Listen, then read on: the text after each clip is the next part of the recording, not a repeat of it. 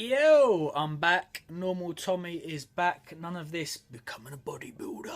Serious black and white shit, but it seems that you all enjoyed it, which is a good thing. Today's video is on diet whey protein powders. This is just an example, PhD. Other brands are available. And today I'm just going to be going through whether these things actually work and does it live up to the hype that surrounds it. Now, as summer is coming up, that means that the snapback vest wearing wankers are all going to be out in full force. And I keep getting a flurry of people through coming into the shop saying, you know, hi bro, what protein shake will get me shredded? And 9 times out of 10, because I can't be bothered to explain the science behind them, I just say, there you go, take this product and it'll get you shredded. But if I've got nothing else to do, I'll explain to them that cardio and a calorie deficit is the main ingredient, so to speak, to becoming shredded. Now, a lot of these people are tending to buy a diet whey protein as it contains diet ingredients such as CLA, L-carnitine and green tea. Now, in today's video, I'm just going to briefly go through each of them ingredients to see, well, do they work? Do they have any effect on the body whatsoever? Now, the main ingredient in these products, apart from the whey protein itself, is CLA, conjugated linoleic acid. I think I've pronounced that right. CLA is basically a naturally occurring fatty acid, and it's found in things like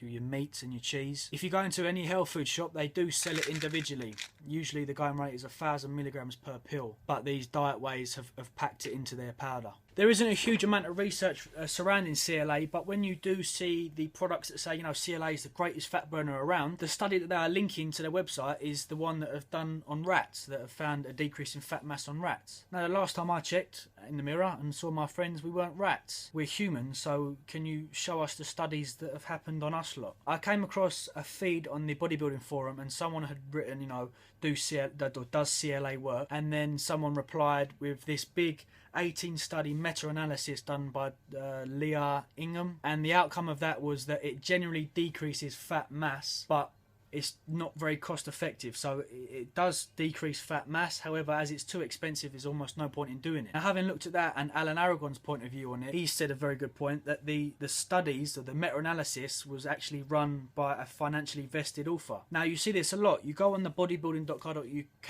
website and you'll see like articles on L-carnitine or whey protein and casein, and you look at it and all the studies are really great. There's no bad studies. And you've got to think, why would a bodybuilding.co.uk, a website that sells these products, show us lot a bad study? They obviously won't do it because they'll lose out on money. Now, this is what you get in a lot of studies surrounding these topics. Thankfully, Alan Aragon wrote, here are some studies by non-vested bodies, and the first one is nicely summed up. It's in 2006. It's a study by Salvas and Salvad. There's a question mark next to their name, so it's not too sure, but it is on Google if you wanted to check. And I quote, after analysing a few studies published to date in reduced samples of healthy humans or patients with obesity, overweight, metabolic syndrome or diabetes, we deduce that there is not enough evidence to show CLA has an effect on body composition or weight. However, there has been some observed decrease in cholesterol. So that is basically saying it's bollocks, it's bullshit, it doesn't work. There has only been one study also on resistance trained male athletes and female athletes, and that was done in the strength and conditioning research in 2002 by Creda, and it said this is the only CLA study done on resistance trained athletes and failed to show any effects on CLA with regards to body composition.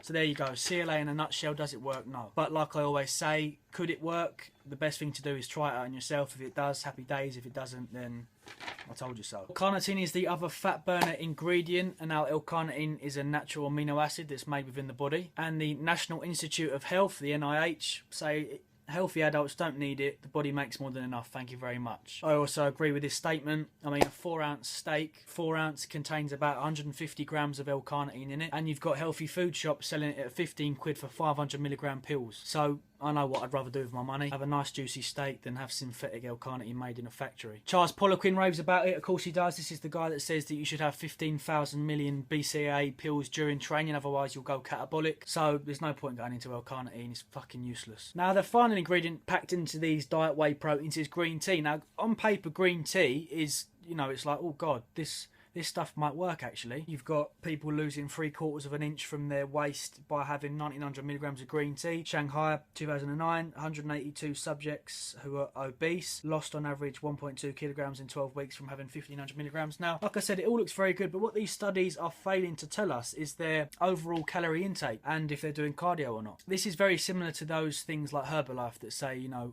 incredible weight loss in 2 weeks. That's the worst possible thing that you could do to yourself, is fast weight loss. It's one-way ticket to fucking up your metabolism and making it even harder to lose weight in the long run. And let's face it, 1.2 kilograms in 12 weeks? I mean, fuck me, that's I've got clients that have lost that in 4 weeks and maintained muscle mass. 1.2 kilograms is nothing to write home about, believe me. You know, green tea is meant to be amazing for its antioxidant effects. Brad Schoenfeld, if anyone wants to look at, they did a great piece on antioxidants and how they're a load of bollocks, like vitamin C after training is bullshit. Right, to summarise, is there any point in buying these diet whey proteins? Will they get you shredded for summer? Fuck no. Well, Tom, I need some form of supplement, man, otherwise the gym's pointless. Okay, right, if you want something, buy some whey protein, have that after your workouts. Implement some form of cardio, whether that's HIIT or LISS. Go into a calorie deficit, watch your carb intake. There you go. Bob's your uncle. If you do fancy buying some green tea, go ahead and buy it. I do. Other than that, that's all for me. Thank you, good night. Much love.